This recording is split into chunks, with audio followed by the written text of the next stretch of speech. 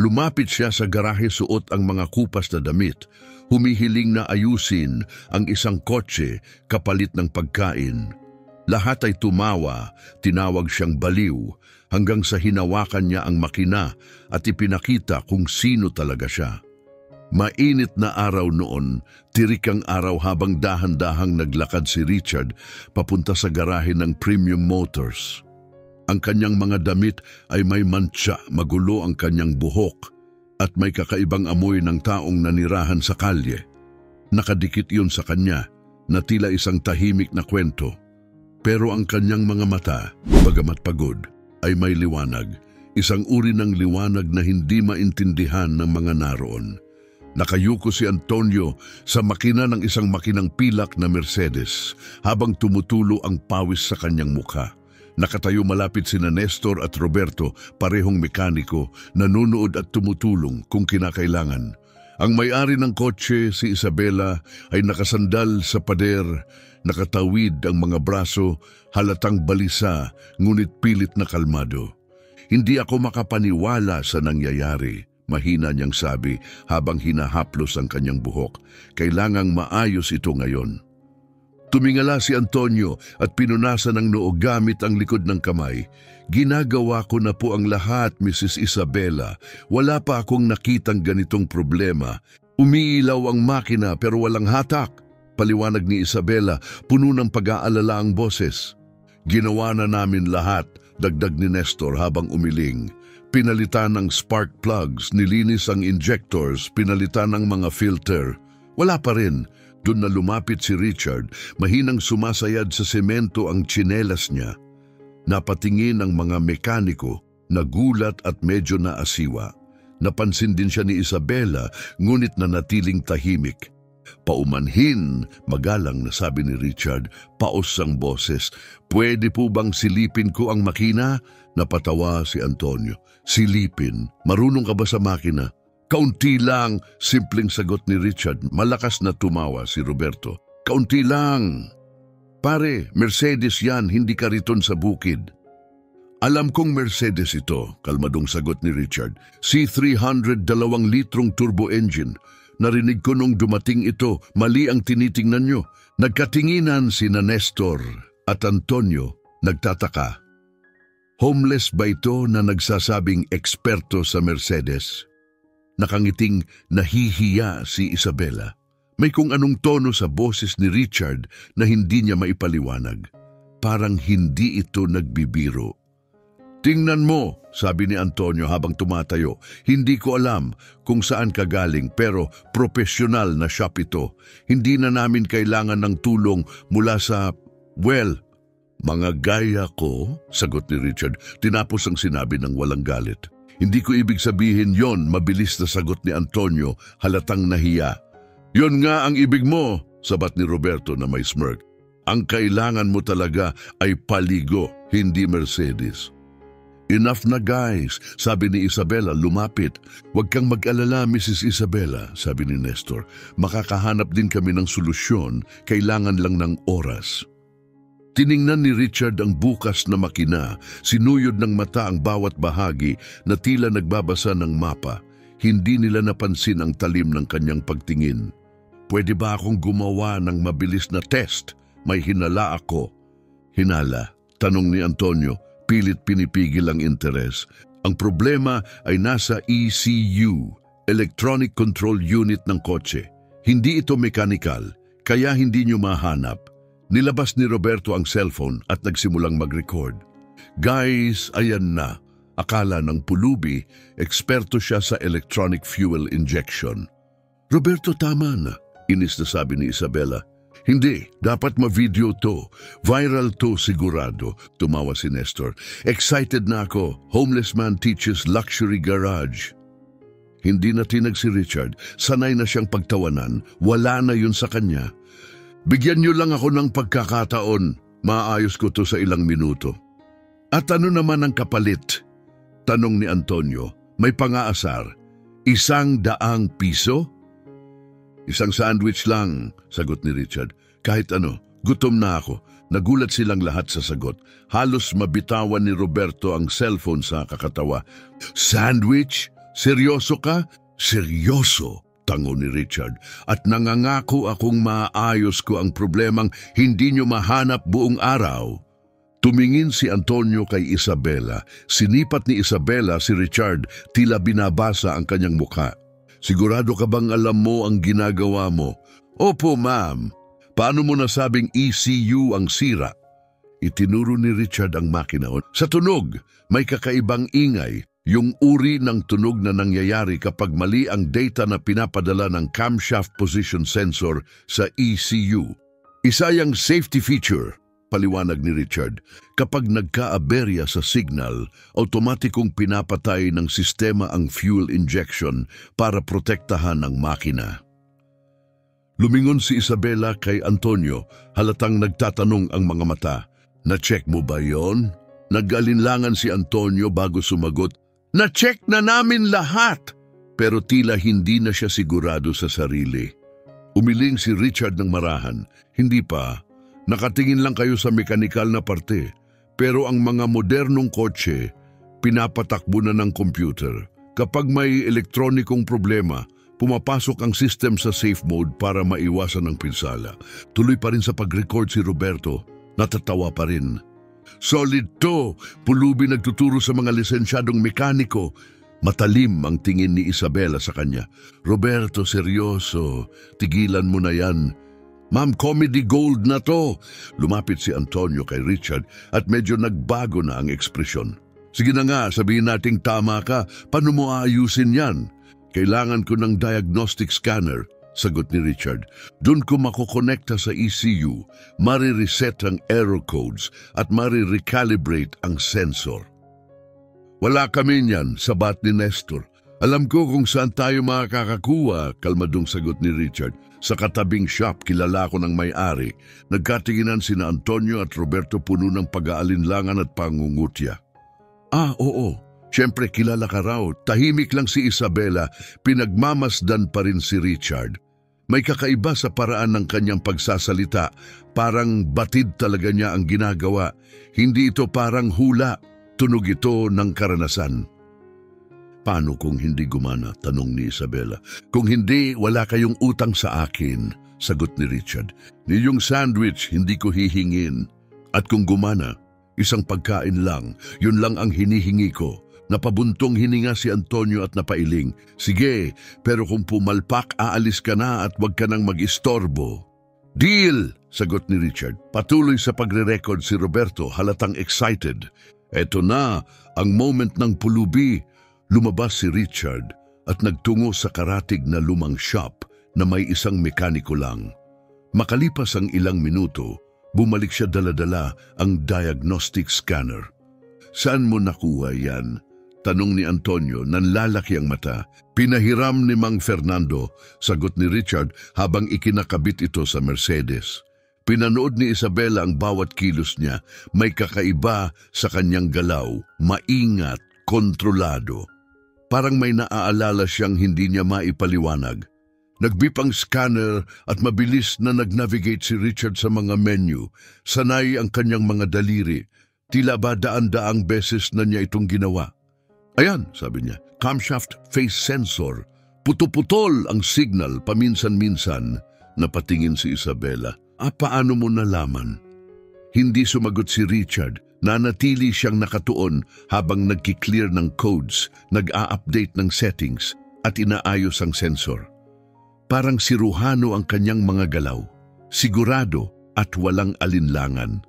Tumigil na sa pagtawa si Nestor. Maging si Roberto, tahimik na lang ang pagre-record, ang pangungutya ay napalitan ng interes. Tapos na, sabi ni Richard habang tinatanggal ang scanner. Subukan mo na. Sumakay si Antonio sa driver's seat, ikinabit ang susi at biglang umandar ang makina, maayos at malinis ang tunog. Nireb niya ito, agad ang tugon, perpekto. Napuno ng katahimikan ang buong garahe, walang imik ang lahat. Sumakay si Isabela, pinaikot ang kotse sa paligid at bumalik na may halatang pagkamangha. Ngayon lang ganito kaganda ang takbo nito, sabi niya, parang bagong labas sa showroom. Samantala, ibinabalik na ni Richard ang scanner, handang isauli. Tapos na po ma'am, ayos na. Lumapit si Antonio, wala nang yabang sa kanyang kilos. Paano mo nalaman lahat ng to?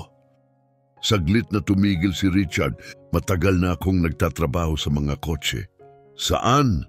Iba't ibang lugar, sagot niya ng hindi tiyak. Kung saan-saan. Pwede ka na bang bigyan ng sandwich? Lumapit si Isabela, may pagbabagong naramdaman. Ano ang apelyido mo? Richard. Richard ano? Muling nag-alinlangan. Richard lang! Hawak pa rin ni Roberto ang cellphone pero ngayon hindi na siya sigurado kung dapat pa ba niya itong i-post. Ang simula ng biro ay nauwi sa isang bagay na seryoso. Nilabas ni Antonio ang pitaka at iniabot ang pera kay Richard. Eto, mas higit pa sa sandwich ang naambag mo ngayon, umiling si Richard. Hindi na kailangan, may usapan tayo. Naayos mo sa ilang minuto ang bagay na inubos namin buong araw, amin ni Antonio. Halos hindi makapaniwala. Inilabas ni Isabela ang ilang perang papel mula sa kanyang bag.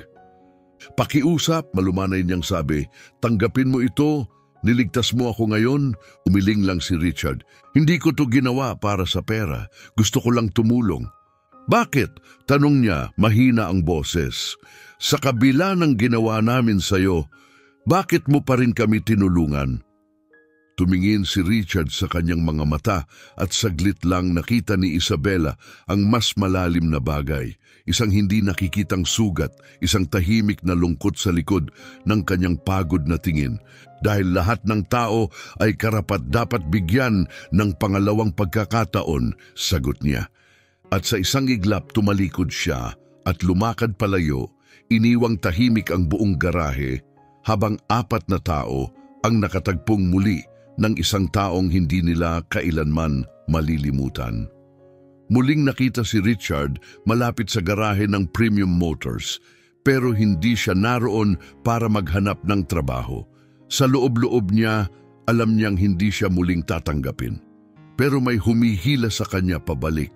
Marahil alaala lang iyon ng pagiging kapaki-pakinabang muli nung sandaling nahawakan niya ang isang makina at saglit na naramdaman ang dating sarili. Mula sa kabilang kalsada, pinanood niya ang garahe. Abala ito gaya ng dati, puno ng mamahaling sasakyan. Maingay ang mga gamit, nagkakapalitan ng sigaw ang mga mekaniko, isang normal na araw. Nakatago sa likod ng punong malapit, nakita niya si Antonio na nakayuko sa isang pulang BMW. Halata sa katawan ang pagkayamot, pagod, stress, at marahil pati kabiguan. Hindi na niya kailangang lumapit para malaman, may problema. Paikot-ikot sina Nestor at Roberto sa kotse, parehong halatang wala ring alam sa gagawin. Hindi pwedeng mangyari ulit to. Narinig ni Richard na bulong ni Antonio. Ikatlong sasakyan na to ngayong linggo na hindi namin maayos. Biglang lumapit ang isang lalaking nakasuot ng mamahaling Amerikana, si Dr. Reynaldo, isang kilalang abogado sa lugar. Kumusta na ang kotse? Tanong niya, pilit pinapakalma ang tono pero halatang nainis na. Malapit na po. Pagsisinungaling ni Antonio sabay punas ng pawis. Isa na lang pong final adjustment. Final adjustment? Paulit-ulit mo na yan sinasabi, kailangan ko na ang kotse ko. Sumingit si Roberto, naglabas ng cellphone at sinimulang i-record ang pangyayari. Kailangan kong i-video to, sasabog na si Antonio, bulong niya. Tumigil ka na nga, sabi ni Nestor, pero nagre-record na si Roberto. Sa kabila ng kalsada, tahimik na nakikinig si Richard. Sanay na ang tenga niya sa ganitong problema, narinig niya agad.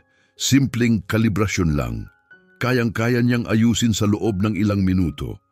Pero nanatili siyang nakatayo sa lugar. Naalala niya ang panlalait, ang biro, ang mga tingin na parang wala siyang karapatang nandoon. At marahil tama sila, baka na wala. Hanggang sa may dumating na taxi, bumaba ang isang babae na may karga-kargang batang lalaki. Si Carmen, asawa ni Dr. Reynaldo. Namumula ang bata, tahimik na umuungol. Reynaldo, ayos na ba ang kotse? Tanong niya, halatang balisa. May lagnat si Carlos. Kailangan ko siyang dalhin sa ospital. Napatingin si Dr. Reynaldo kay Antonio. Bit-bit ang galit at pag-aalala. Gumagalaw na sila, sagot niya, pilit pinipigil ang inis. Nararamdaman na ni Antonio ang bigat ng sitwasyon. Mrs. Carmen, inaayos na po namin, sandali na lang. Sandali! Iyan din ang sinabi mo kahapon at nung isang araw. Doon na pumutok si Dr. Reynaldo. May sakit ang anak ko. Kailangan ko ang kotse ko ngayon na. Tahimik ang buong garahe. Tumigil sa ginagawa ang lahat at ramdam ang tensyon. May mga kliyenteng lumapit, nakikisilip. Patuloy pa rin si Roberto sa pagre-record, lalo pang ginanahan sa eksena. Premium garage meltdown. Bulong niya sa phone. Sumingit si Nestor. Umaasang mapahupa ang tensyon. Dr. Reynaldo, pangako matatapos na. Oras, singal ng abogado. Ang anak ko, wala nang oras! Biglang humagulhol si Carmen. Yakap-yakap ang anak. Reynaldo, mag-book ka na ng Uber. Hindi na tayo makapaghintay. Sa oras na to, ang hirap makakuha. Bulong ni Reynaldo habang hawak ang ulo sa pagkabigo. Sa kabila ng kalsada, bumagsak ang damdamin ni Richard habang pinapanood ang batang umiiyak. Naalala niya ang mga ganong tagpo, ang pagmamadali sa ospital, ang kawalan ng magawa, ang nasirang sasakyan. Hindi siya pwedeng manood lang. Tumawid siya sa kalsada, papalapit sa garahe. Alam niyang maaari siyang itaboy, baka pagtawanan ulit, o mas malala. Pero hindi niya kayang hayaan ang isang batang magdusa. Paumanin, sabi niya, lumalapit ng mahinahon. Napatingin si Antonio agad na sumimangot. Hindi ngayon pakiusap, bulalas niya. Ano na naman yan? Tanong ni Roberto patuloy sa pagre-record. Sino yan? Tanong ni Dr. Reynaldo inis. Walang halaga, sagot ni Antonio. Isang palaboy na paminsan-minsang dumadaan. Hindi pinansin ni Richard ang lahat. Tumingin siya direkta kina Reynaldo at Carmen. Pakiusap, mahina at may paggalang niyang sabi. Patingin lang, kailangan nang makarating ang anak ninyo sa ospital. Umismid si Reynaldo, hindi tinatago ang pagdududa. Ikaw, seryoso ka? Akala mo maayos mo ang hindi na namin magawa ng 3 bihasang mekaniko? Tanong ni Dr. Reynaldo, punong-puno ng pag-aalinlangan. Pwede kong subukan, kalmadong sagot ni Richard. Lumingon si Carmen, desperado, at tiningnan siya na may pagmamakaawa sa mga mata. Talaga bang marunong ka sa kotse? Kaunti lang, sagot niya mapagkumbaba. Kaunti lang, biglang tawa ni Roberto. Ito yung lalaking nag-ayos ng Mercedes ni Isabela kamakailan. Akala niya, eksperto siya sa sasakyan. Naayos mo? Taas kilay na tanong ni Reynaldo. Ngayon ay medyo interesado. Namula si Antonio sa hiya. Nagkataon lang yon, swertihan lang. Tahimik na nagsalita si Richard. Swertihan ba talaga faulty ang camshaft sensor? Hindi ba? Hindi sumagot si Antonio. Ang totoo, nang umalis si Richard noon, sinuri pa niya. At tama nga si Richard. Hayaan mo siyang subukan, sabi ni Carmen sa asawa. Pakiusap, Reynaldo, may sakit si Carlos. Carmen, katawa-tawa na ito, isa lang siyang tao. Putol niya, isang taong nag-alok ng tulong ng walang ibang tumutulong. Lumapit si Richard sa BMW at marahang pinatong ang kamay sa hood habang umaandar ang makina. Pumikit siya, pinakiramdaman ang ritmo ng motor, ang marahang tunog at kalabog para bang kinakausap siya ng sasakyan. Hindi maayos ang fuel pump, marahan niyang sabi. Hindi ito makapanatili ng tamang pressure, kaya kumakadyot ang makina. Napatitig si Antonio, gulat na gulat. Paanong malalaman mo yan sa pakikinig lang? Sa karanasan, sagot ni Richard. May fuel pressure gauge ba kayo? Umalis si Nestor para kunin ang gamit bagamat halatang nagdududa pa rin. Ikinabit nila ito at totoo nga eksakto ang sinabi ni Richard. Pababa ng pababa ang pressure sa halip na manatiling stable. Hindi ako makapaniwala, bulong ni Roberto. Tuloy pa rin sa pagre-record. Tinamaan na naman siya, eksakto. Ngayon, iba na ang tingin ni Reynaldo kay Richard. Mas kaunti na ang pagdududa, mas marami ang respeto. Kayang ayusin? Kaya, pero kailangan ng bagong pump. Hindi na maayos tong luma. Saan makakabili? May auto parts store sa kanto, sagot ni Richard. Mga 300 reais ang halaga. Biglang nagsalita si Antonio. Dr. Reynaldo, ako na po ang kukuha. Gaano katagal bago ikabit? Tanong ni Reynaldo. 15 minuto, pinakamatagal. Lumingon si Carmen sa asawa, namumuo ang luha. Pakiusap, Reynaldo. Kumuha ng pera si Reynaldo mula sa kanyang pitaka at iniabot kay Antonio. Bilisan mo. Dali-daling umalis si Antonio. Samantala, patuloy sa pagvideo si Roberto, pero ngayon hindi na dahil sa biro, kundi parang dokumentaryo na ng isang pambihirang pangyayari. Grabe to, sabi niya nakangiti. Yung palaboy, siya na halos nagpapatakbo ng garahe. Habang naghihintay, lumapit si Carmen kay Richard. Salamat, Anya. Taos-puso ang boses. Hindi ko alam kung sino ka pero salamat sa pagtulong. Tumango si Richard at tumingin sa bata na ngayon ay tahimik at pinapanood siya. Anong pangalan niya? Carlos. 3 taong gulang. Magiging okay siya, sabi ni Richard, sabay ngiti at konting patawa para mapasaya ang bata. Ngumiti si Carlos, ang unang ngiti na nakita sa kanya buong araw. Tahimik na pinagmamasdan ni Reynaldo ang tagpo. May hindi tugma, ang pananalita, ang kumpiyansa, ang galing, hindi akma sa hitsura ni Richard. May mas malalim pa. Saan ka natutong mag-ayos ng sasakyan? Tanong ni Reynaldo. Sandaling nag-isip si Richard bago sumagot. Matagal ko na tong ginagawa. Saang garahe? Kung saan-saan, sagot niyang hindi tiyak. Dumating si Antonio, hingal na hingal, hawak ang pyesa. Eto na, tama ba ito? Sinuri ni Richard at tumango. Perpekto, simulan na natin. Agad siyang kumilos, sanay ang bawat galaw, tinanggal ang luma. Ikinabit ang bago, ikinabit ang mga hose. Malinis, mabilis, walang kapos. Tapos na, sabi niya habang pinupunasan ng mga kamay. Subukan na. Sumakay si Reynaldo, ini-start ang makina. Biglang umandar, maayos, malinis. Pinisil niya ang gas, agad ang tugon, perpekto. Hindi ka pani-paniwala, mahinang bulong niya. Sumakay si Carmen sa passenger seat, yakap-yakap si Carlos. Reynaldo, tara na! Kailangan natin sa ospital.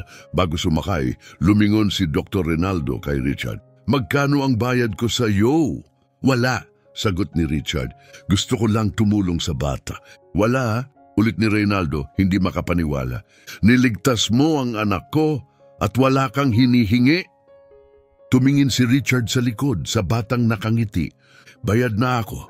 Sandaling natahimik si Reynaldo bago kinuha ang kanyang business card. Ako si Reynaldo Lopez. Kung kailangan mo ng kahit ano, tawagan mo ako.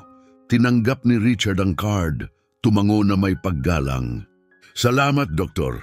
Tumalon si Dr. Reynaldo sa kotse at agad na sumibat papunta sa ospital kasama ang kanyang pamilya. Sa garahe, nakatayo pa rin si Roberto, hawak ang cellphone.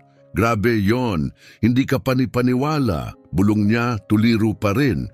Lumapit si Antonio kay Richard, bakas ang hiya sa mukha. Paano mo nagagawa yon? Tanong niya ng mahina. Anong alin? Sagot ni Richard. Yung malaman agad ang problema ng kotse sa pakikinig lang. Taon na akong nag-aayos ng makina, pero hindi ko pa nakita ang ganun. Hindi sumagot si Richard. Tahimik siyang tumalikod at nagsimulang lumakad palayo. Pero sinundan siya ni Antonio, hindi mapakali. Sandali, wag ka munang umalis.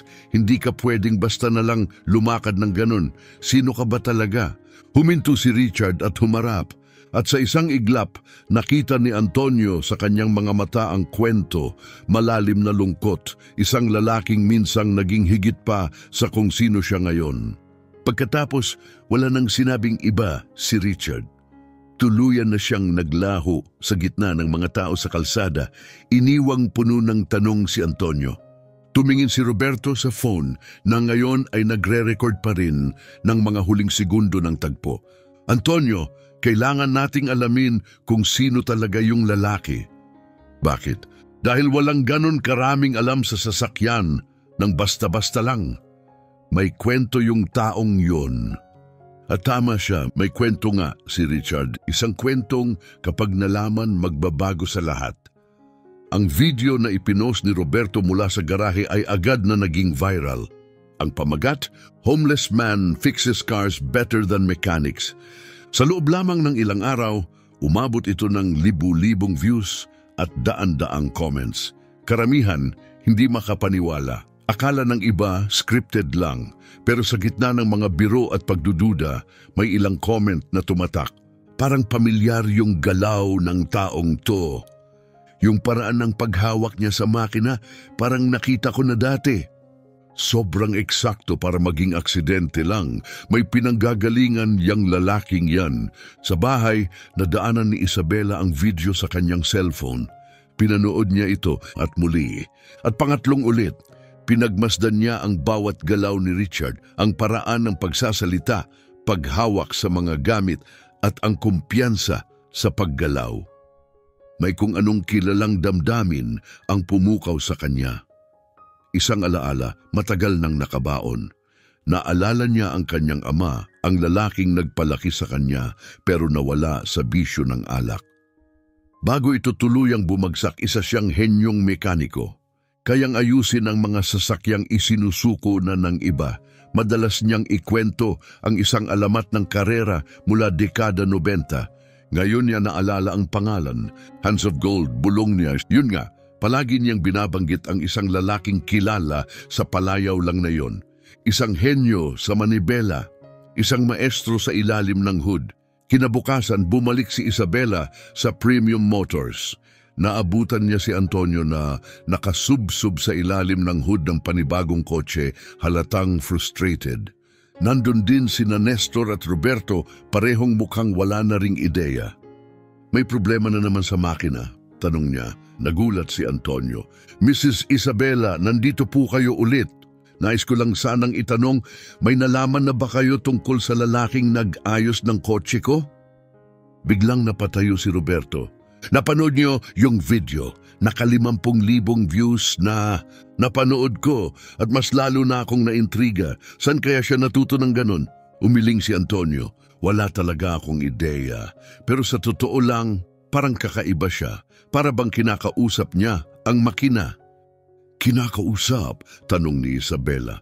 Nilalapat niya lang yung kamay, pumipikit at parang sa ilang segundo alam na niya kung anong problema. Hindi normal yun. Napakislot si Isabela. Yan din ang sinasabi ng tatay ko dati, mahina niyang sabi, na bawat makina may sariling tinig at kapag nakinig ka, sasabihin niya sa'yo kung ano ang kailangan niya. Mekaniko rin ba ang ama ninyo? Tanong ni Nestor. Oo, at palagi niyang binabanggit ang isang legendary driver noong 90s. Hindi lang racer, marunong din sa makina, tunay na henyo, nakataas kilay si Roberto. Anong klaseng racer? Palaging sinasabi ni Papa na tinalo niya halos lahat kasi siya mismo ang tumutono ng sarili niyang sasakyan. Ang tawag sa kanya, parang may kinalaman sa kamay. Lumiwanag ang mata ni Antonio. Hands of Gold? Oo. Gulat na sagot ni Isabela. Kilala mo? Adik sa motorsports ang tatay ko. Lagi niyang kinukwento yung taong yon, Richard Flores. Rally champion noong 1990s. Tahimik ang buong garahe. Ang pangalan ay bumulusok na parang kidlat sa silid. Richard Flores, ulit ni Isabela. Pero yung lalaking nag-ayos ng kotse ko, ang pangalan niya Richard. Hindi pwedeng siya yun, bulong ni Roberto. Hindi pwedeng iisang tao sila. Bakit hindi? Tanong ni Isabela. Dahil si Richard Flores ay milyonaryo noon. May sariling racing team, malalaking sponsors. Sikat siya. Bakit siya magiging palaboy? Agad kinuha ni Antonio ang cellphone at nagsimulang maghanap. Naghanap ako ng lumang larawan niya, mga racing pics. Ramdam ni Isabela ang tibok ng puso niya. Parang may matutuklasang mas malalim na kwento kaysa inaakala niya. Nahanap ko! Sigaw ni Antonio habang ipinapakita ang screen. Richard Flores, Brazilian rally champion noong 1995, 1997 at 1999. Basang binasa ni Antonio habang hawak ang cellphone. Lumitaw ang litrato sa screen. Mas bata pa, mas maitim ang buhok, malinis ang mukha at may hawak na tropeyo habang nakatayo sa tabi ng kanyang race car. Pero ang mga mata, iyon ang nagbunyag ng lahat. Pagod, mabigat, hindi malilimutan. Yung mga mata de pareho, bulong ni Isabela. Siya yun. Totoo yun. Siya talaga yun. Nakatingin si Nestor sa screen, tuliro. Pero anong nangyari sa kanya? Paano naging ganito ang buhay niya mula sa pagiging world-class champion? Hindi na tinapos ni Antonio ang tanong, tumuloy na lang sa pagbasa. May article mula 2009, nakalagay dito, namatay ang asawa at anak niya sa isang aksidente. Pagkatapos noon, tuluyan siyang nawala sa mundo ng karera. Nanlamig ang damdamin ni Isabela, namuo ang luha sa kanyang mga mata, nawala ang buong pamilya niya, bulong niya.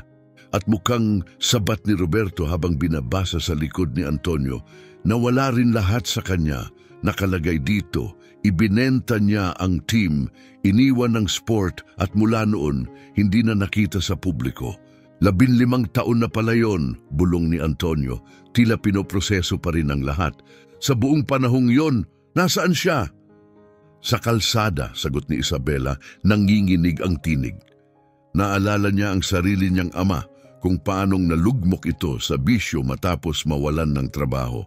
Kung paanong dahan-dahang lumubog sa hiya at katahimikan hanggang sa isang araw, hindi na lang umuwi. Hindi ko natulungan ang tatay ko, mahina niyang sinabi. Pero siguro ngayon may pagkakataon akong tulungan ng iba na dumadaan sa parehong sakit. Itinabi ni Roberto ang kanyang cellphone. Tama ka, kailangan natin siyang hanapin. Pero paano? Tanong ni Nestor. Paminsan-minsan lang siya nagpapakita dito. Walang nakakaalam kung saan siya talaga nakatira. Sa kalsada, sagot ni Antonio. Malamang hindi siya lumalayo. Tumayo si Isabela, puno ng determinasyon ang mukha.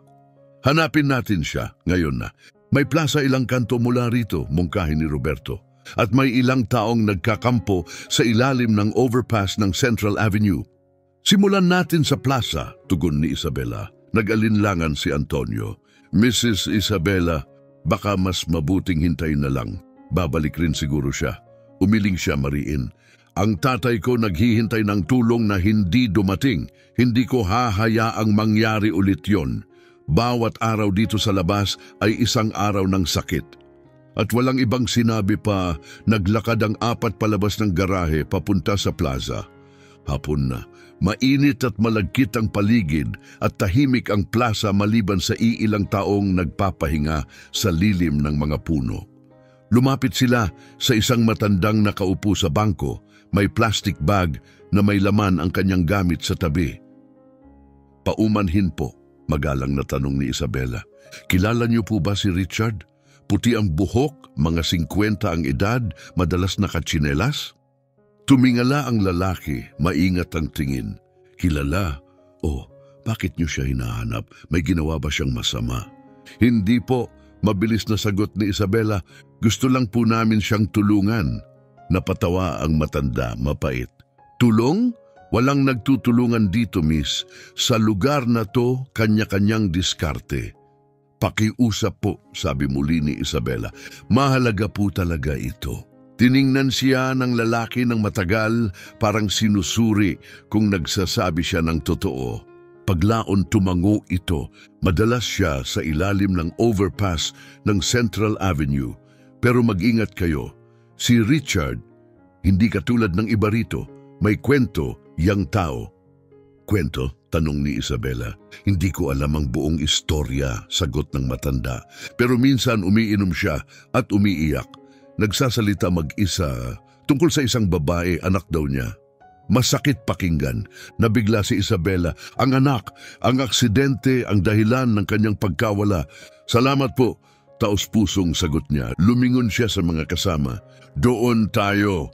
Sa overpass, walang nagsalita. Tahimik nilang tinahak ang daan, dala ng tahimik na pangangailangan.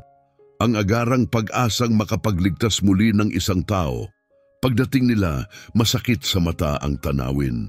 Sa ilalim ng semento may mga tent na gawa sa trapal at karton. Amoy ihi, usok at nabubulok na basura ang hangin. Mabagal ang kilos ng mga tao. May bantay ang mga mata at halatang pagod sa buhay. Pero hindi nag-atubili si Isabela. Lumakad siya, sinusuyod ng mata ang bawat tao, bawat sulok, hinahanap ang lalaking may mga matang pagod. Ang lalaking minsang tinawag na Hands of Gold. 7. Richard, sigaw ni Isabela, nandyan ka ba? Walang sumagot. Maingat silang gumalaw sa pagitan ng mga tent na gawa sa trapal at karton. Sinusuyod ang mga mukha ng mga taong nalulubog sa kani-kanilang laban. Si Roberto ang unang nakakita sa kanya. Ayun, bulong niya, sa malayong sulok, nakaupo si Richard mag-isa sa lupa. Hawak ang isang walang laman na bote. Ang mga mata ay nakatutok sa isang kupas na litrato sa kanyang mga palad. Lumapit si Isabela ng tahimik. Ang lalaking nasa harap niya ay malayo sa maayos at kumpiyansang mekanikong nag-ayos ng kanyang Mercedes. Mas maliit siya ngayon, mas marupok, parang anino na lang ng dating sarili. Richard? Mahina niyang tawag. Dahan-dahang tumingala si Richard, kinurap ang mga mata upang makilala siya. Yung may-ari ng Mercedes, sabi niya. Tama! Sagot ni Isabela, banayad ang boses. Pwede ba akong umupo dito? Tahimik na tumango si Richard at mabilis na isinuksok ang larawan sa kanyang bulsa. Pero nakita na ito ni Isabela, isang batang babae na nakangiti. Anak niya, hinahanap kita, sabi ni Isabela habang naupo sa tabi niya. Bakit? Tanong ni Richard. Dahil alam ko na kung sino ka. Napatingin si Richard. Wala akong halaga. Hindi totoo yan, sagot niya. Ikaw si Richard Flores, Hands of Gold. Bumigat ang katahimikan, pumikit si Richard. Ang muling marinig ang pangalang iyon ay tila muling pagbubukas ng lumang sugat. Ako yun dati, bulong niya. Matagal na. Pwede ka pa ring maging siya, sabi ni Isabela. Umiling si Richard. Hindi na matapos ang lahat ng nawala. Hindi matapos ang nangyari, nabasa ng luha ang mata ni Isabela. Alam ko ang pakiramdam ng mawalan, sabi niya. Ang tatay ko namatay sa alak, nauwi siya sa lansangan, at ako'y isang takot na teenager na hindi alam kung paano siya tutulungan. Tumingin si Richard sa kanya, totoo, sa unang pagkakataon. Ayokong maranasan ulit ang ganitong guilt.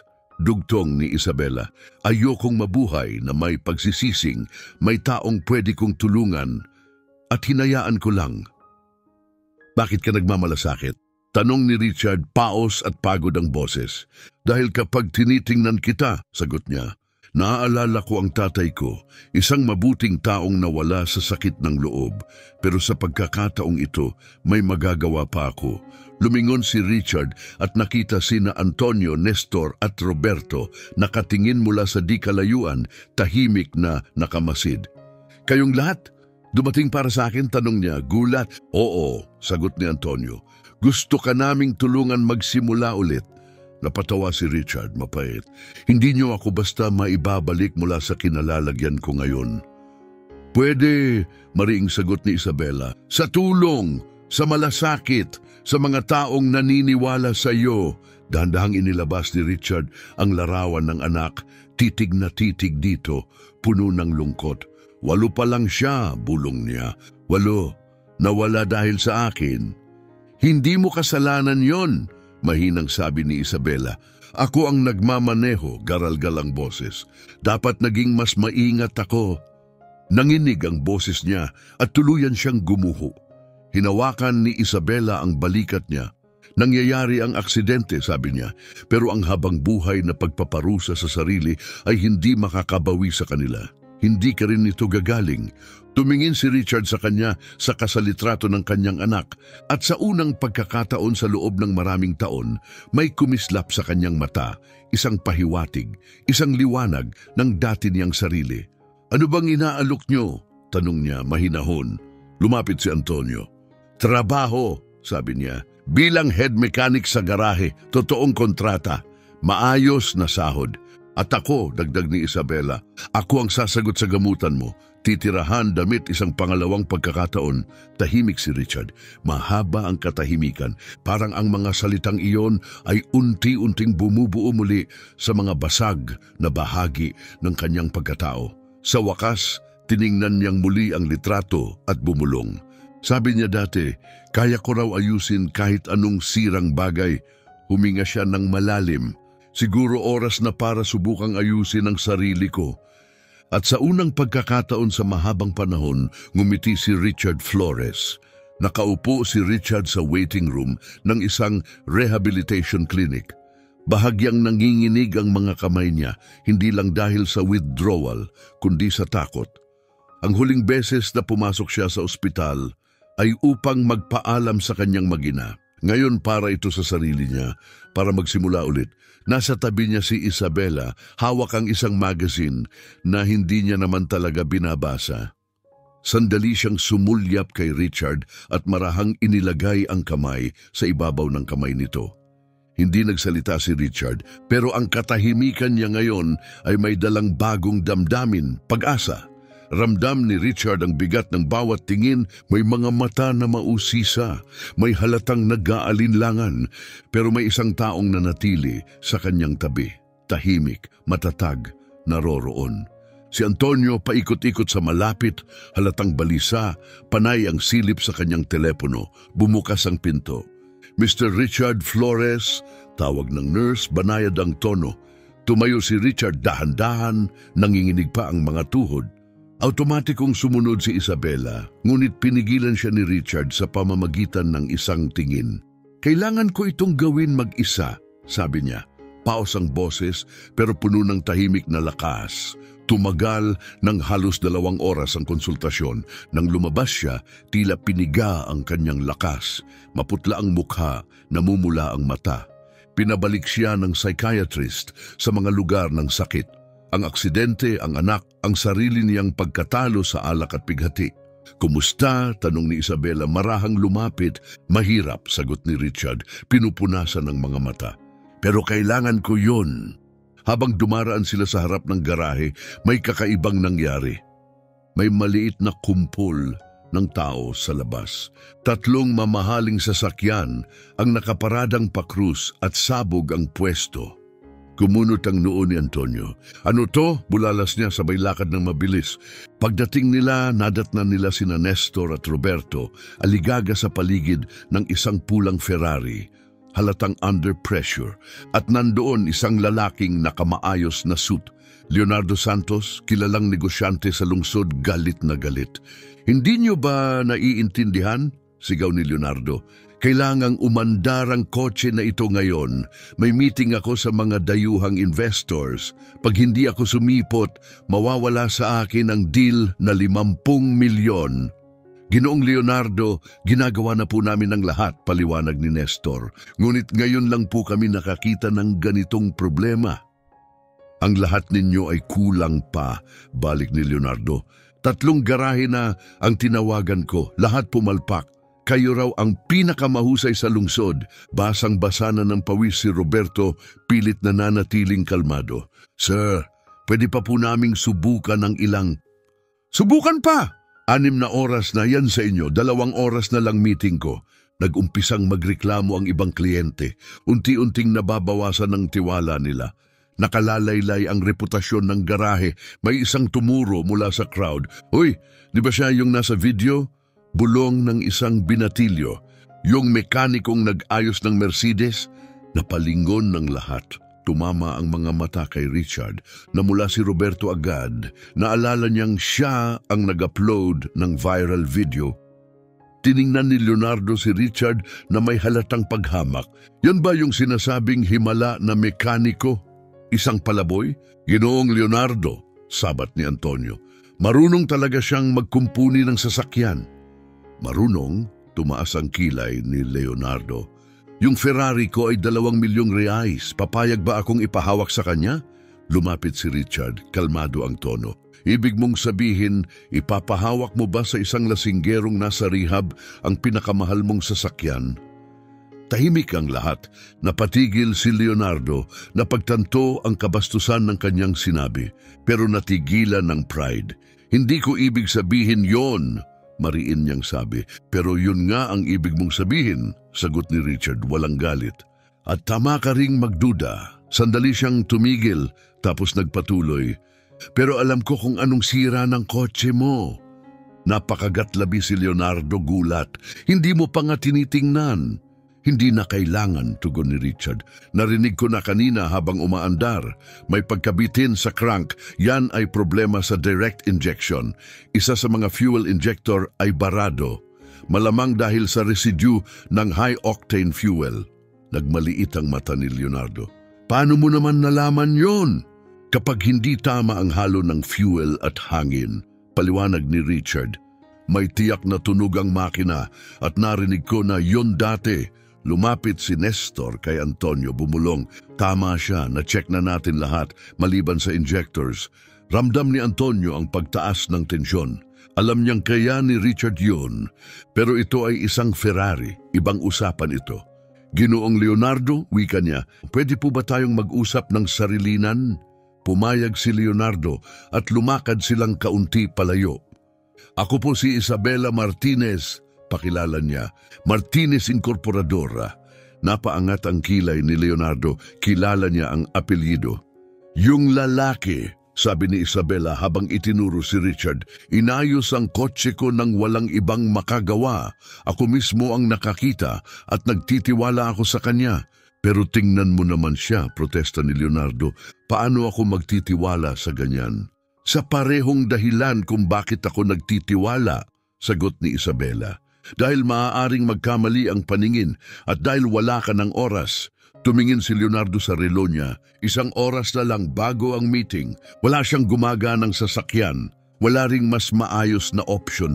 Kung sumakay si Leonardo ng taxi, malamang ay huli siya, pawisan at stresado.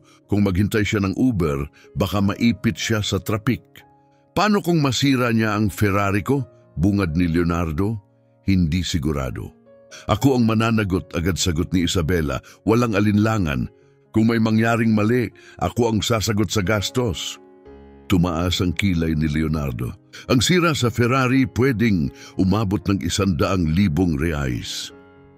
Kahit ganon, ako pa rin ang sasagot, ulit ni Isabela, kalmado at matatag. Napabuntong hininga si Leonardo tapos tumango. Sige, pero kung hindi niya maayos sa loob ng 30 minuto, tapos na. Walang diskusyon. Lumapit si Richard sa Ferrari na parang lumalapit sa dating kaibigan. Ang parehong mga kamay na nanginginig kanina sa klinika ay ngayon ay matatag, tiyak at may kumpiyansa. Binuksan niya ang hood at halos agad nakita na niya ang sira. Kailangan ko ng particular na tool para tanggalin ang injectors, wika niya kay Antonio. Kumunot ang noo ni Antonio. Wala tayo niyan dito. Meron ako, sabat ng boses mula sa likuran. Lumingon ang lahat. Si Mang Fernando, ang mabait na mekaniko mula sa katabing simpleng shop, dala-dala ang kanyang toolbox at isang ngiti. Narinig ko ang kaguluhan, sabi niya, dinala ko na ang precision tools ko. Richard, ang kailangan mo ay 6-point size 8 at magnetic Phillips. Salamat Fernando, sagot ni Richard, sabay tango habang tinatanggap ang mga tools. Tumahimik ang crowd, unti-unting lumapit para manood. Si Roberto muling kinuha ang cellphone at nagsimulang mag-video. Ngayon, may respeto sa mga mata, hindi biro. Tiningnan ni Leonardo ang relo. Umuubos na ng oras, nagsimula si Richard. Bawat galaw ay eksakto, parang si Ruhano sa operating room. Isa-isang tinanggal ang mga fuel injector, sinuri sa ilalim ng ilaw, tapos huminto siya. Ito yon, wika niya. Barado ng bahagya dahil sa micro-residue ng high-octane fuel. Anong susunod? Tanong ni Leonardo, halatang nag-aalala. Wala na tayong oras para dalhin sa specialist. Nag-isip si Richard. May manual na paraan, hindi perpekto, pero epektibo. Anong klaseng paraan? Isopropyl alcohol at microbrush. Kung maingat ako, kaya kong linisin ito ng kamay. Gaano katagal? 15 minuto. Muling tiningnan ni Leonardo ang oras. Kung gumana ito, aabot pa siya. Sige, gawin mo.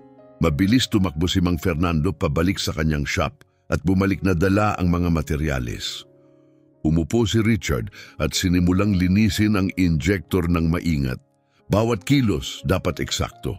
Isang maling galaw at baka masira ang piyesa na nagkakahalaga ng 50,000 reais. Tumahimik ang paligid, pati ang mga batang naglalaro ay napatigil. Si Antonio, pigil ang hininga. Si Isabela, nakatutok sa mga kamay ni Richard. Naalala niya ang sinasabi ng kanyang ama, may mga taong isinilang para dito. Gumagalaw ang kamay nila bago pa magsalita ang utak. Pagkalipas ng 12 minuto, ibinalik ni Richard ang injector. Tumayo siya, pinunasan ang kamay at sinabi, handa na yan. Sumakay si Leonardo sa Ferrari at pinihit ang susi. Umugong ang makina, makinis, makapangyarihan, walang sablay. Pinisil niya ang gas, agad ang tugon. Precision. Hindi ka panipaniwala, bulong ni Leonardo habang bumababa. Hindi pa ito umandar ng ganito kahusay. Nagpalakpakan ng crowd. Si Roberto hindi pa rin inaalis ang camera. Alam niyang muling viral ang kuhang ito. Lumapit si Leonardo kay Richard. Halatang napahiya pero taos puso. Ginoo, humihingi ako ng tawad. Hinusgahan kita nang hindi kita kilala. Hindi na kailangan, sagot ni Richard marahang. Nag-ingat ka lang, naiintindihan ko. Hindi, sagot ni Leonardo. Yon ay pagkiling at mali ako. Kinuha niya ang kanyang wallet at inabot ang ilang bills. Magkano ang singil mo? Wala, tugon ni Richard. Gusto ko lang tumulong. Iniligtas mo ang deal na 50 milyong piso, giit ni Leonardo. Kailangan mong tanggapin ito. Tumingin si Richard kay Isabela. Tumango siya, banayad, nakangiti. Tinanggap ni Richard ang pera. Salamat, sabi niya. Sumakay ulit si Leonardo, pinaandar ang Ferrari at bago umalis, sumigaw mula sa bintana. Kapag kailangan mo ng kahit ano, hanapin mo si Leonardo Santos. Kilala ako sa buong lungsod. Habang nagsisimula nang umalis ang mga tao, may mga lumapit kay Richard. May gustong humingi ng tulong. Ang iba gustong magpasalamat. Ginoong Richard, sabi ng matandang babae na lumapit na may pag-asa sa muka. May problema ang kotse ko. Pwede mo bang silipin? Ako rin, dagdag ng isang lalaki. Lahat ng mekaniko sabi, wala ng pag-asa yung sasakyan ko, pero pagkatapos ng nakita ko ngayon, sa loob lang ng ilang minuto, nagkaroon ng pila. Hindi na siya tinitingnan bilang palaboy, nakikita na siya bilang alamat. Sa tabi, nakatayo si Antonio, tahimik na pinapanood ang lahat. Tumabi si Roberto at ngumiti, sabay sabi, pare, sa tingin ko, nahanap na natin ang sagot sa lahat ng problema ng garahe. Lumapit si Isabela kay Richard na nakatayo ng tahimik sa gitna ng mga taong unti-unting lumalapit sa kanya. Halatang siya'y nabibigatan. Ayos ka lang ba? Tanong niya mahinahon. O naman, sagot ni Richard, pero nakita ni Isabela sa kanyang mga mata, hindi siya okay. Matagal na mula nang huli kong maramdaman na may silbi ako. Palagi kang may silbi, sagot ni Isabela may init sa boses. Kailangan mo lang ng pagkakataon para ipakita yon. Tiningnan ni Richard ang mga taong nakapila para kumausap sa kanya. Tumingin din siya kina Antonio, Nestor at Roberto na ngayon ay tinitingnan siya hindi na may awa kundi may respeto. Sa unang pagkakataon, sa loob ng 15 taon, naramdaman niyang may puwang siya ulit sa mundo. Lumingon siya kay Antonio. Handa na akong tanggapin yung alok mo, gumiti si Antonio. Head mechanic pa rin ang posisyon, sayo pa rin kung gusto mo. At dun mismo, sa harap ng Premium Motors, sa gitna ng mga taong unang beses na nakita kung sino talaga siya, nagsimulang maniwala si Richard Flores na marahil may pag-asa pa. Pagkatapos ng insidente sa Ferrari, nagbago ang buhay ni Richard. Pero hindi palaging gaya ng inaasahan ng iba. Ang pinakamahirap, hindi ang pag-aayos ng kotse, kundi ang pag-aayos ng sarili. Mas mahirap pa ang rehab kaysa sa kahit anong sirang makina. May mga gabi na ginising siya ng sariling sigaw, basang-basa ng pawis, binabanggit ang pangalan ng kanyang asawa at anak. Pinarentahan siya ni Isabela ng maliit na apartment malapit sa garahe, pero bihira siyang matulog sa loob. Kadalasan ay sa balkonahe siya nakaupo, tahimik sa ilalim ng mga bituin, nilalabanan ang tukso ng alak. Mag-isa, nilulunod ng alaala, Pero patuloy na lumalaban, umuunlad ang garahe, kumalat ang balita. Ang mga video ni Roberto ay pumalo na sa mahigit kalahating milyong views bawat isa. May mga taong bumibiyahe pa mula ibang lungsod para lang makita ang miracle mechanic. Masaya si Antonio para sa negosyo, pero nag-aalala siya sa lalaking nasa likod nito. Richard ay laging maaga, mahusay, walang kapintasan. Pero malayo ang loob, parang kalahati ng sarili niya ay naiwan pa rin sa nakaraan. Richard, tawag ni Antonio habang lumalapit. Nakatuon si Richard sa makina ng isang Porsche, gumagalaw ang kamay ng parang robot. Oo, sagot niya, hindi pa rin tumitingin. Pwede ba tayong mag-usap? Sige, kumusta ka na? Sa wakas, tumigil si Richard at tumingin. Bakit mo tinatanong? Dahil may nabago sa'yo, sagot ni Antonio. Walang sablay ang trabaho mo pero parang may pasan kang hindi mo maibaba. Meron nga, tapat na sagot ni Richard. 15 taon ng pagsisisi, hindi nawawala sa ilang buwan lang. Biglang sumugod si Nestor. Guys, may problema, may lalaking dumating na may armored BMW. Sira ang makina, urgent daw. Lahat sila'y lumabas. Nandoon sa paradahan ng isang itim na BMW X6 na may bulletproof glass at ang makina'y tila umiiyak sa hirap. Lumabas ang isang lalaking nakabestida, pawisan, nerbyoso at panay ang lingon sa paligid na parang may hinahabol. Dr. Reynaldo, gulat na tanong ni Antonio. Yung ama ni Carlos, dagdag ni Isabela na lumapit na rin. Ako nga, sagot ni Reynaldo, balisa. Kailangan ko ng tulong, lalo na mula kay Ginoong Richard. Lumapit si Richard. Ano pong nangyari? Huminga ng malalim si Reynaldo. Komplikado, may mga pagbabanta akong natatanggap. May sumunod sa akin kanina, kaya napilitang patakbuhin ng todo ang kotse. Ngayon, halos di na umaandar. Banta? Tanong ni Isabela, gulat. Anong klasing banta? Dinidepensa ko ang isang pamilyang nawalan ng anak dahil sa isang lasing na driver, paliwanag ni Reynaldo. Mayaman ng salarin, makapangyarihan, ayaw niyang humarap sa korte. Nanikip ang dibdib ni Richard. Lasing, aksidente, masakit. Masyadong malapit sa sarili niyang kwento. Kailangan gumana ng kotse, giit ni Reynaldo. May pulong ako mamayang gabi kasama ang mga testigo. Kapag pumayag sila, uusad ang kaso. At kung hindi ka makarating, tanong ni Antonio, wala na ang kaso. Mawawala ang pagkakataon ng pamilya para sa hustisya. Binuksan ni Richard ang hood at sinuri ang makina. Biglang naging seryoso ang mukha niya, malubha ang sira. Tila may pinsalang dulot ng matinding overheated pressure. Gaano katagal ang meron tayo? Tanong ni Richard.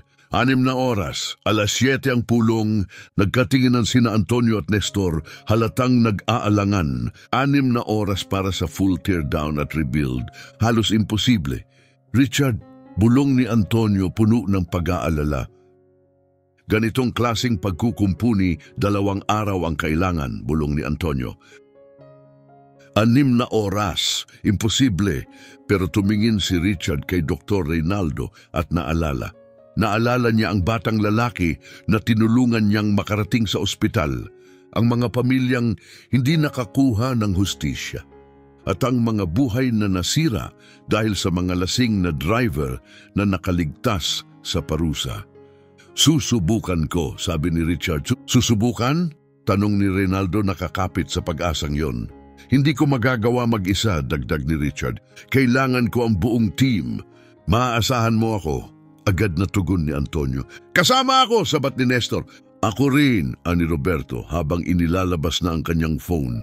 Epic to, lumapit si Isabela. Anong maitutulong ko? Kaya mo bang maghanap ng express parts? May mga piyesa siguradong wala tayo. Ako na bahala, sabi niya habang tumatawag na. Sa loob ng susunod na 6 na oras, isang bagay ang naganap na magiging alamat. Si Richard ang naging konduktor ng isang sining ng langis, pawis at tiwala. Lahat ng utos malinaw, lahat ng kilos eksakto. Antonio, kalasin mo ang cylinder head. Ako na sa engine block. Nestor, linisin mo lahat ng bahagi. Doblehin mo. Roberto, tigilan mo muna ang pag-video. Hawakan mo to. Nag-iingay ang garahe sa bilis. Si Richard parang pumasok sa ibang mundo. Tutok, hindi natitinag, parang hindi tao ang galaw. Paano niya alam kung saan napupunta ang lahat? Tanong ng isang kliyente. 3 dekada ng karanasan, sagot ni Antonio, pawisan ngunit humahanga. 3 dekada at isang pangalawang pagkakataon. Dumating si Isabela, dala ang mga piyesa. Kompleto na, sabi ng supplier. Ngayon lang may humiling ng parts na ganon ka-eksakto. Perpekto, sagot ni Richard, hindi man lang tumingin. 5 p.m., 6 p.m. Paikot-ikot si Reynaldo, panay ang tingin sa relo. Aabot ba ito? Aabot, sagot ni Richard. Pero nakita ni Antonio, pagod na si Richard. 4 na oras na tuloy-tuloy. Medyo nanginginig na ang kamay. Ako na sa bahaging to, alok ni Antonio. Hindi, sagot ni Richard matatag. Dapat perpekto, hindi lang ito makina. Buhay ng tao ang nakataya. Tahimik si Roberto, ngayon ay nakatitig, humahanga. Hindi ito trabaho, bulong niya. Ito ay sining. Ini-install na ni Richard ang huling bahagi nang madulas ang kanyang kamay. Nawala ang isang maliit na tornilyo. Naku po, bulalas niya, agad lumuhod. Nandito, sigaw ni Nestor sabay abot mula sa ilalim ng tool chest. Pinunasan ni Richard ang kanyang kamay. Isinara ang hood, humarap kay Reynaldo. Handa na, subukan mo. Mabilis na sumakay si Reynaldo. Pinihit ang susi, umugong ang makina na parang bagong labas sa pabrika. Pinisil ang gas agad. Eksakto, makinis. Hindi ka panipaniwala, sabi niya habang bumababa. Paano mo ito nagawa sa loob ng 6 na oras? Tiningnan ni Antonio si Richard, nakasandal na sa workbench, bangag sa pagod. Hindi kami ang gumawa, sabi ni Antonio. Siya, lumapit si Reynaldo kay Richard. Ginoo, hindi ko alam kung paano ko kayo pasasalamatan. Malamang tinulungan niyo kaming maihatid ang hustisya sa pamilyang matagal nang naghihintay. Ginawa ko lang trabaho ko, sagot ni Richard mahina. Hindi lang yon, sabi ni Reynaldo. Mirakulo ang ginawa mo. Sumakay si Reynaldo at umalis. Tahimik ang buong garahe. Lahat ay tulala sa nasaksihan. 6 na oras. Bulong ni Antonio, umiling. Ginawa natin sa 6 yung kailangan ng 2 araw. Tumitig si Roberto sa phone. Guys, yung Ferrari video. Lagpas na ng 1 milyong views. Tingnan nyo yung comments. Ipinakita niya ang screen. Alamat ang lalaking to. Saan siya matatagpuan? Akala ng mundo, patay na si Richard Flores. Pero bumalik siya para ayusin ang imposible. Binasa ni Nestor ang isa pang comment ng malakas. Lumingon si Isabela kay Richard na ngayon ay nakaupo na, nakatitig sa kanyang mga kamay na puno ng langis. Kumusta ka? Tanong niya. Pagod? Sagot ni Richard may mahinang ngiti. Pero pakiramdam ko may halaga ako ulit. Hindi lang ngayon, sabi ni Isabela habang umupo sa tabi niya. Binago mo na kaming lahat mula noong dumating ka. Tumango si Antonio. Binago mo ang garahe, ang tiwala ng tao sa amin dahil yan sa'yo. Tumingin si Richard sa kanila, basa ang mata. Iniligtas niyo ako, inalis niyo ako sa lansangan, binigyan niyo ako ng dahilan para mabuhay. Iniligtas mo ang sarili mo, tugon ni Isabela, binigyan ka lang namin ng pagkakataon. Lumapit si Roberto. Richard, pwede ba akong magtanong? Sige. Paano mo ito nagagawa? Para kang may mahika, tahimik si Richard. Dati karera para sa tropeyo ang habol ko. Ngayon makina para sa buhay ang inaayos ko. At anong pagkakaiba? Tanong ni Roberto. Lahat ng pagkakaiba sa mundo, sagot ni Richard. Kapag para sa mas mataas kaysa sa sarili mo ang ginagawa mo, may lakas sa kamay mo na hindi mo alam na meron ka. Pinunasan ni Antonio ang mata. Inspirasyon ka, Richard. Hindi, sagot niya mahina. Patunay lang ako na hindi kailanman huli ang lahat para magsimula muli. At sa sandaling yon, nasa loob ng isang maliit na garahe kasama ang mga taong naging pamilya niya, naramdaman ni Richard Flores, nahanap na niya muli ang kanyang lugar. Nakarating si Dr. Reynaldo sa meeting, pumayag ang mga testigo, umusad ang kaso, nakulong ang lasing na mayamang driver, pero hindi doon nagtapos. Habang tumataas ang interes ng media, ibinahagi ni Reynaldo ang kwento tungkol sa mekanikong nag-ayos ng kotse sa record na oras upang maabot ang isang mahalagang pulong. Narinig ito ng mga abogado, ng mga mamamahayag, at ng internet. Unti-unting kinonekta ng mga tao ang mga viral video sa isang matagal ng pangalang nakalimutan, Richard Flores, Rally Champion, Hands of Gold. Isang araw habang nag-aayos si Antonio ng pickup, napatigil siya. Isang news van ang pumarada sa labas. At isa pa, mga kamera, mga reporter, mga mikropono. Ang mundo ay kumatok na, hindi para kausapin ng mekaniko, kundi para muling matuklasan ang alamat. "Richard!" sigaw ni Antonio, may kaba sa boses. "May problema tayo." Napatingala si Richard mula sa makinang inaayos niya at natigilan. May mga news van na dumating. Bumababa ang mga reporter na may dalang kamera, mikropono at mga maliwanag na ilaw. Nanikip ang dibdib niya, nanlamig ang mga kamay. "Anong gusto nila?" tanong niya kabado. Tumakbo si Roberto, hawak ang cellphone, habol ang hininga. "Richard, kumalat na sa internet," sabi niya. "May nakakonekta kung sino ka. Lahat ng tao pinag-uusapan ka na." Ipinakita niya ang screen. Headline, "Richard Hands of Gold Flores. Buhay ang racing legend. Nagtratrabaho bilang mekaniko sa Sao Paulo." Sa ibaba, 2 litrato. Isa, si Richard hawak ang tropeo. Isa pa screenshot mula sa viral video habang inaayos ang Ferrari. "Paanong..." nanginginig ang boses ni Richard. "Nang tumulong ka kay Dr. Reynaldo," paliwanag ni Roberto. "Kumalat ang kwento. Na-trace nila ang pangalan mo, mga video mo, talento mo." Hindi na nagtagal, lumalapit na ang mga reporter, mabilis. Muling bumilis ang tibok ng puso ni Richard. 15 taon sa dilim, ngayon nawasak sa ilang segundo. "Ginoong Richard Flores," sigaw ng isang reporter. "Totoo bang ikaw ang 3 beses Brazilian Rally Champion? Totoo bang nabuhay ka sa lansangan ng maraming taon? Anong nangyari matapos ang trahedyang kinuha ang iyong pamilya?" Parang pagbuhos ng ulan ng mga tanong. Umatras si Richard hanggang sa dumikit ang likod niya sa pader ng garahe. Lumapit si Isabela, hinarangan si Richard. "Sandali lang. Kalmado tayong lahat," mariin niyang sabi. "Hindi kayo pwedeng basta-basta pumasok dito." "Kami ang media," sabat ng isa. "Karapatan naming magtanong at karapatan din niyang huwag sumagot," sagot ni Isabela. Malamig ang tono. Lumapit si Antonio.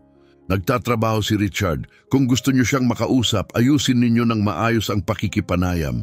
Pero hindi tumigil ang pagsisigawan. "Ginoong Flores, bakit ka nawala nung 2009? Saan ka nagtago ng lahat ng taong ito? Ano ang masasabi mo sa mga taong tumatawag sa iyo ngayon na bayani?" Tiningnan ni Richard ang crowd, mga gutom na kamera, malalakas na boses. Bumalik ang lahat, ang mga headline, ang konsensya, ang pagkawala. "Wala akong dapat sabihin," bulong niya, pilit lumalayo. "Pero idol ka ng buong bansa." "Dati," sabat ni Richard mapait. "Hindi na ngayon." Pumasok si Nestor at isinara ang pintuan ng garahe. Hindi umalis ang mga reporter. Sa halip, lumaki pa ang crowd. May mga kliyente, tagahanga, mga usisero. "Lumalala na to," bulong ni Antonio, sumisilip sa bintana. Nakatuon si Roberto sa kanyang cellphone. "Guys, grabe to. Yung Ferrari video, 5 milyong views na. Pakinggan nyo tong mga comment." Binasa niya ng malakas. "Si Richard Flores ang bayani ng kabataan ko. Umiiyak ako. Nawala ang lahat sa kanya pero patuloy siyang tumutulong. Hindi karapat-dapat ang mundo sa tulad niya." Nahanap ni Isabela si Richard na nakaupo mag-isa. Nakatungo, nasa palad ang ulo. "Kumusta ka?" mahinang tanong niya. "Wasak," sagot niya, halos bulong. "Matagal kong sinubukang kalimutan. Akala ko wala nang nakakaalala sa akin." "Meron pa rin," sabi ni Isabela. "At ngayon, alam nila na hindi ka sumuko, hindi ka nawala, natagpuan mo lang ang ibang paraan para maging bayani." "Bayani?" Napatawa siya mapait. "Isa akong dating lasinggerong sinira ang sariling buhay?"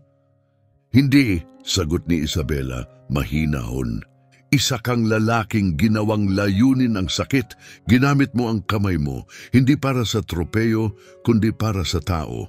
Biglang may boses na sumigaw mula sa labas ng garahe. Richard, iniligtas mo ako nung 78.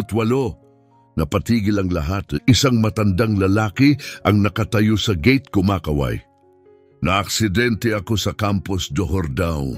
Itinigil mo ang karera mo para hilahin ako mula sa bangga. Sunod na boses, idolo ka ng anak ko, pumanaw na siya, pero pangarap niyang makilala ka. Isa pa, bumalik ka sa karera, Richard. Kailangan ka ng Brazil. Binuksan ni Antonio ng kaunti ang pinto. Richard, tawag niya malumanay. Kailangan mong makita to. Lumapit si Richard, tumingin sa labas. Mga 12-12 ng tao, may dalang placards. Salamat sa hindi pagsuko. Ikaw ang inspirasyon namin. Lakas mo, kampiyon! Isang babae ang may hawak na lumang litrato. Si Richard nasa rurok ng tagumpay, taas ang kamay. Mga bata kumakaway. Isang ama binuhat ang anak na babae para makita si Richard. At sa sandaling iyon, sa unang pagkakataon mula noong aksidente, hindi na niya naramdaman na sira siya. Hindi na siya multo ng nakaraan. Nakita siya hindi bilang alamat, hindi bilang kabiguan, kundi bilang isang taong bumagsak at muling tumindig. Sa gilid ni Richard, isang batang lalaki ang tahimik na nakatingala sa kanya. Bakit ang daming tao? Tanong ng bata, naguguluhan. Yumuko si Isabela at mahinang sumagot dahil ang kwento niya ay tumama sa puso ng marami. Tumingin siya kay Richard. Hindi ka lang dating race car driver na naging mekaniko. Ikaw ang patunay na kahit sino ay pwedeng magsimulang muli. Nagpatuloy si Roberto sa pag-scroll sa kanyang cellphone. Pakinggan niyo tong comment, sabi niya. Binabasa ng malakas. Ang tatay ko matagal nang may problema sa alak. Matapos mapanood ang kwento ni Richard, nagdesisyon siyang magpagamot. 3 buwan na siyang hindi umiinom. Napasingap si Richard, pinipigilan ng luha. At ito pa, dagdag ni Roberto, nawalan ako ng trabaho at muntik ng sumuko. Pero ang kwento ni Hands of Gold ang nagbigay sa akin ng lakas para lumaban muli. Hinawakan ni Isabela ang kamay ni Richard. Tinutulungan mo ang mga taong hindi mo pa nakikilala, sabi niya. Biglang may narinig silang himig mula sa crowd. Isang lumang jingle ng karera, iyong ginagamit tuwing panalo si Richard noon. Sunod-sunod na sumabay ang mga boses. Sa ilang sandali, buong crowd ay sabay-sabay ng umaawit. Hindi na napigilan ni Richard. Hindi nila ako nakalimutan, bulong niya, may luha sa mata. Hindi nila kinalimutan ng kampiyon, sabi ni Antonio. At ngayon, dagdag ni Nestor, nakilala nila ang tunay na tao. Guys, sabat ni Roberto, may reporter sa labas, pero hindi raw siya nandito para sa scoop. Gusto niyang ikwento ang totoo. Ano ding ibig mong sabihin? Tanong ni Isabela. Nawalan din siya ng mahal sa buhay dahil sa alkohol. Gusto niya raw ikwento ito ng may dangal. Pinunasan ni Richard ang kanyang mga mata. Anong kwento? Yung kwento, sagot ni Roberto, kung paanong ang isang kampiyon naging higit pa. Muling tumingin si Richard sa bintana, sa mga placards, sa mga ngiti, sa mga estrangherong dumating para lang magpasalamat. Naalala niya ang boses ng anak niyang babae sa kanyang alaala. Daddy, lagi kang tumutulong sa iba. Huminga siya ng malalim. Sige, bulong niya, pero ako ang magsasabi ng kwento ko. Binuksan ni Antonio ang gate. Paglabas ni Richard, tumahimik ang lahat. Lumakad siya papunta sa gitna ng sidewalk, palibot ng mga pamilya, tagahanga at kamay na may hawak na placard. Salamat, panimula niya, mas matatag ang tinig kaysa inaasahan. Hindi ko akalaing may naaalala pa sa akin. Hindi ka namin nakalimutan, sigaw ng isa. Bayani ka pa rin namin, sagot ng iba. Ngumiti si Richard, ang unang totoong ngiti sa publiko sa loob ng 15 taon. Hindi na ako yung racer na dati ninyong pinapalakpakan. Isa na lang akong mekanikong sinusubukang tumulong sa abot ng makakaya. Tumutulong ka nga, sigaw ng babae. Yung asawa ko nanood ng mga video mo at natutong muling maniwala sa sarili. Uminit ang dibdib ni Richard. Siguro Lahat ng sakit, hiya at pag-iisa ay may mas malalim na dahilan.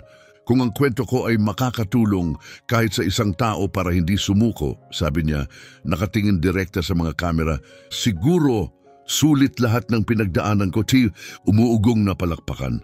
At sa unang pagkakataon sa loob ng 15 taon, buo ulit ang puso ni Richard Flores.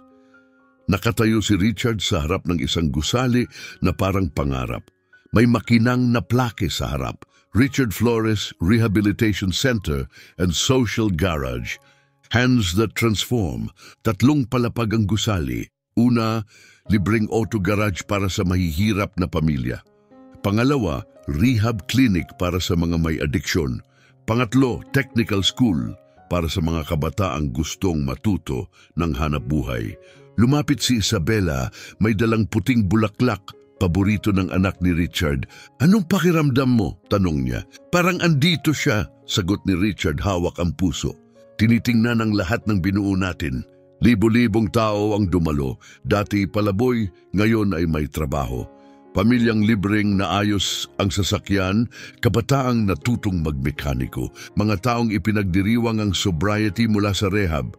Lumapit si Antonio, naka-uniforme na may logo ng sentro. Handa na sa loob, aniya.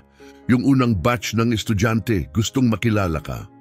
Ilan sila? 50, mga 16 to 20 taong gulang. Iba dati sa lansangan, iba hindi nakapag-aral. Dumating si Roberto, ngayon ay media director ng center at ang kanyang mga video ay naging kwento ng pag-asa. Sumunod si Nestor, co-manager na ngayon ng Social Garage, namumuno sa volunteer mechanics. Grabe, ani Roberto habang tinitingnan ang phone. Trending ang opening natin.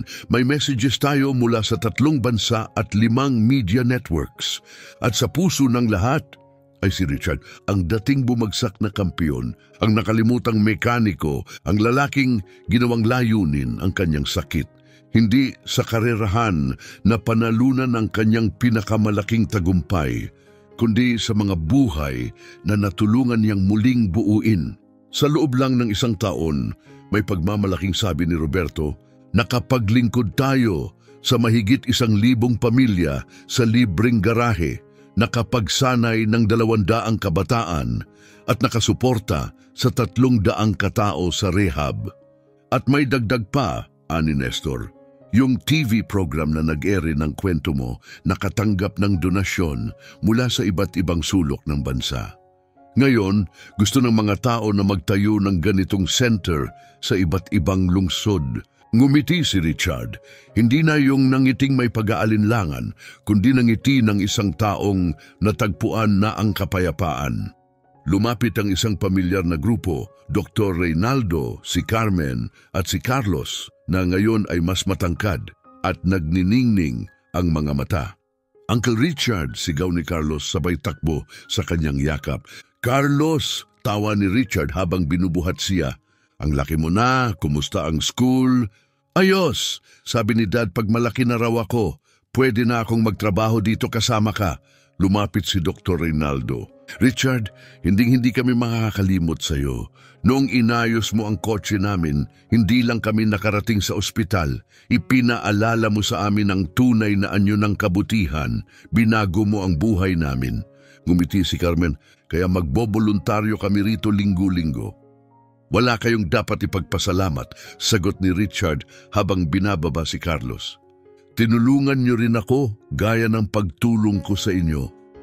Isang eleganteng kotse ang huminto sa harap, si Leonardo, ang negosyanteng may Ferrari. At hindi siya nag-iisa, sunod-sunod na dumating ang iba pang negosyante.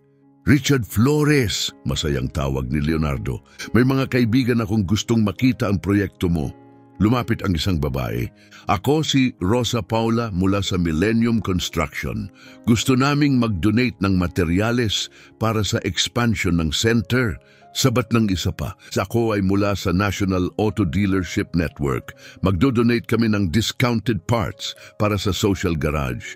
Natigilan si Richard, halos hindi makapagsalita. Ito'y eksaktong nararapat sa iyo, sabi ni Leonardo, sabay tapik sa balikat. Hindi mo lang inayos ang kotse ko noon, Ipinakita mo kung ano talaga ang mahalaga sa buhay. Nagsimula ang formal na programa. Naroon ang mayor, city officials, mga negosyante, mamamahayag at daan-daang miyembro ng komunidad. Pero ang pinaka hindi inaasahang dumating, mga dating driver, mekaniko at sports journalists mula sa ginintuang panahon ni Richard. Hands of gold, sigaw ng isa. Sa wakas, nahanap ka na namin. Si Rolando, ang dati niyang chief mechanic, ngayon ay may puti ng buhok pero dala pa rin ang dating sigla. Hinahanap ka namin ng maraming taon nang marinig naming buhay ka. Yumakap si Richard. Rolando, tingnan mo ang sarili mo. Hindi, tingnan mo ang sarili mo, Richard. Tingnan mo ang lahat ng nabuo mo. Lumapit pa ang dating teammates, drivers, mechanics, reporters. Isang driver ang lumapit, may kaba pero may pag-asa. Richard, gusto ka sana naming tanungin. Sige, bumalik ka sa track, hindi para magkarera, kundi bilang coach, bilang mentor. Kailangan ng Brazilian motorsport ang karanasan mo. Saglit na tumahimik si Richard. Tumingin siya sa paligid. Nakikita niya ang center, buhay, abala, makabuluhan. Tumingin siya kay Isabela, tila anak na hindi niya pinalaki. Kay Antonio, Nestor, Roberto, ang bago niyang pamilya. Salamat, sabi niya, nakangiti. Pero dito ang lugar ko. Dito? Tanong ng driver. Oo, nung nagkakarera ako para sa sarili ko ang bawat tagumpay. Pero dito, araw-araw akong nakakatulong sa daan-daang tao. Sabihin mo nga, alin ba ang mas mahalagang panalo? Tahimik ang lahat at unti-unting tumango. Naiintindihan nila, umakyat sa entablado ang mayor.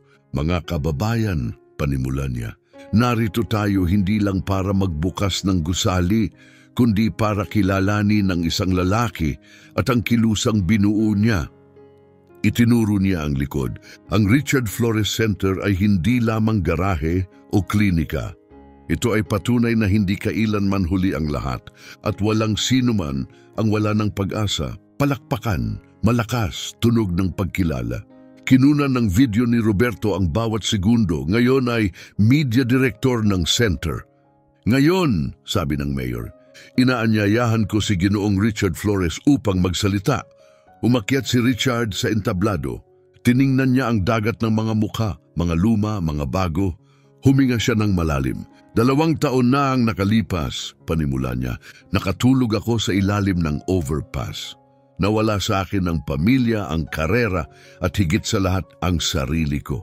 Tahimik ang lahat, akala ko tapos na ang buhay ko. Pero may ilang taong naniwala. Ipinakita nila sa akin na ang pagbagsak ay maaring simula ng mas mabuting bagay. Tumingin siya kay Isabela, isang babae ang nagturo sa akin na ang pagtulong sa iba ay ang paraan para tayo ay gumaling. Tumingin siya sa team niya. 3 binata ang nagbigay sa akin ng trabaho nung hindi ko pa kayang paniwalaan ang sarili ko. Tumingin siya sa lahat at kayong lahat ang nagpapaalala sa akin na ang sukatan ng tao ay hindi kung ano ang nawala sa kanya, kundi kung ano ang pinili niyang buuin pagkatapos. Tahimik ang crowd at unti-unti palakpakan, lumakas, lumaganap, sigaw ng paggalang hindi lang sa alamat kundi sa tao. Ngumiti si Richard. Ang center na ito ay hindi akin. Ito ay atin. Salamat sa pagbabahagi ng isang napakagandang kwento. Ang kwento ni Richard Flores mula sa karera, sa pagkalugmok at sa makapangyarihang pagbangon ay isang obrang nagbibigay inspirasyon sa sinumang nagtatangkang magsimula muli. Narito ang Filipino, Tagalog, na salin ng huling bahagi ng kwento na sumasalamin sa pag-asa, pangako at pamana mula sa bawat taong naniwala sa pangalawang pagkakataon. Mula sa bawat kabataang gustong matuto, mula sa bawat pamilyang umaasang may tutulong.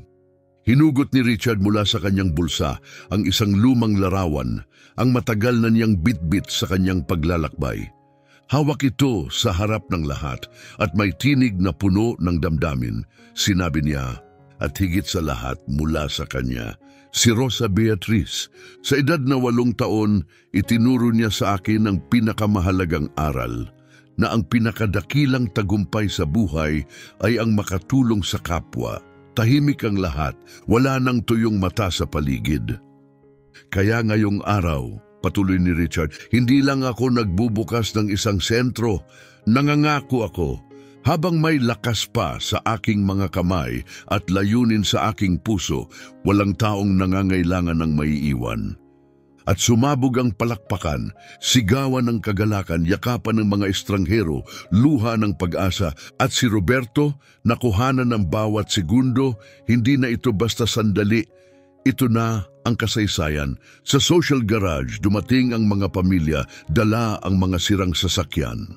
Umalis silang may dignidad, may pag-asa, at may maayos na sasakyan. Libre.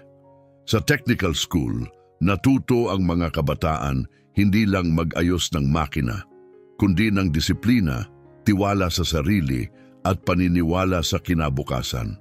Sa rehab center, magkakahawak kamay ang mga lalaki at babae, nagbabahagi ng luha, lumalaban sa bisyo at nananalo. Tahimik na nakatayo si Richard sa balkonahe, pinagmamasdan ng buhay na umuusbong sa ibaba. Lumapit si Isabela. Nagawa mo, sabi niya malumanay, napatotoo mo ang pangarap na imposibleng abutin. Tayo ang gumawa, sagot ni Richard. Walang ganito kung wala ka, si Antonio o ang buong team. Tumingin si Isabela sa larawang nasa kamay pa rin ni Richard. Sa palagay mo, ano kaya ang sasabihin ng anak mo sa lahat ng ito? Ngumiti si Richard, puno ng katiyakan ang tinig. Sasabihin niya, alam kong kaya mong ayusin kahit anong sira, pati ang sarili mo. Pati ang sarili ko, bulong niyang muli. Sa sentro, buhay ang bawat sulok. Mga dating palaboy, ngayon ay mekaniko na. Mga kabataan, seryoso sa pag-aaral. Mga pamilya, may bagong pag-asa. Mga taong may sugat, unti-unting naghihilom. Ipinost ni Roberto ang inauguration video sa social media. Mula sa ilalim ng tulay patungong pinakamalaking social center ng lungsod, ang kwento ni Richard Flores. Ilang oras lang, milyong views, libu-libong komento mula sa buong mundo. Si Antonio naging technical director ng center. Si Nestor namuno sa social garage. Si Roberto naging full-time storyteller ng pagbabago. Si Isabela nagtayo ng foundation upang gawing modelo ang center sa buong Brazil. Sa loob ng 5 taon, may 10 estado sa Brazil na nagtayo ng mga center ayon sa panaginip ni Richard. Nahanap na niya ang tunay na kapayapaan. Araw-araw, maaga siyang dumarating. Suot pa rin ang lumang jumpsuit, kasama ng mga taong dati ring iniwan ng lipunan. Ngayon ay may layunin na. Gabi-gabi bago umuwi, lagi siyang umaakyat sa 2 palapag. Doon, sa isang tahimik na sulok, isang maliit na alaala ang naroon. Larawan ni Rosa Beatriz. Lalapit siya. Ilalapat ang kamay sa frame, bubulong, isa na namang araw, anak. Mas maraming buhay ang natulungan. Tinutupad pa rin natin ang pangako. At lalakad siya palabas sa parehong mga kalye na minsang naging simula ng kanyang pagkalugmok. Ngayon ay puno na ng liwanag. Ang aral ng kwento, hindi mahalaga kung gaano kalalim ang pagbagsak, laging may pagkakataong bumangon. At kung ang pagbangon mo ay may kasamang pagbuhat sa iba, hindi ka lang nakaligtas. Naging inspirasyon ka, naging ilaw ka.